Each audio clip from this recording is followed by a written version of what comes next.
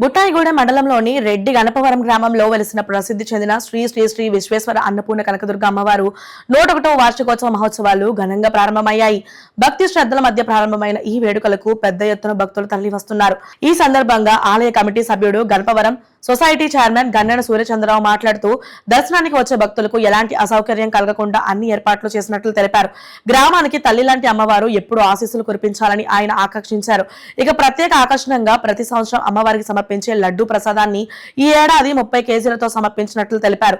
2009 సంవత్సరం నుంచి నిరంతరం లడ్డూ సమర్పిస్తున్న శ్రీ భక్తాంజనేయ స్వీట్స్ గుబ్బల రాంబాబు సేవలను కూడా ఈ సందర్భంగా గుర్తు చేశారు.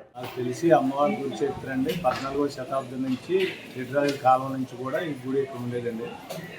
నాకు 62 సంవత్సరాలండి. ప్రస్తుతానికి 40 సంవత్సరాల నుంచి కూడా నేను ఈ కమిటీలో పాల్గొనటం, కార్యక్రమంలో పాల్గొనటం చేస్తూ ఉంటానండి. అప్పటి నుంచి కూడా భక్తులకి ఏ విధమైన అసౌకర్యాలు కలగకుండా కమిటీలో ఉంటూ మేము చేస్తున్నామండి. కమిటీతో సంబంధం లేకుండా నా ఆధ్వర్యంలో 4 సంవత్సరాల నుంచి భోజనాలు పెడుతున్నామండి. రోజు 300-400 మందికి పెడుతున్నామండి. భక్తులకి వచ్చి వాళ్ళకి వెళ్ళి వాళ్ళకి ఇబ్బంది లేకుండా. అలాగే 5వ రోజు కూడా అన్న సంతర్పణ పెడుతున్నామండి. ఓ రైతులు గద్దె లక్ష్మణ గారు 2009 నుంచి కూడా 2026 వరకు కూడా నేను ఇవ్వడం జరుగుతుంది. లడ్డు 9 కేజీల కాడి నుంచి 30 కేజీల వరకు పెంచుకుంటూ వచ్చాను. ఈ అమ్మవారు విశేషంగా లడ్డు ఇవ్వడం, లడ్డు పాడుకున్న వాళ్ళకి బాగుండటం కూడా చాలా బాగా జరుగుతుంది.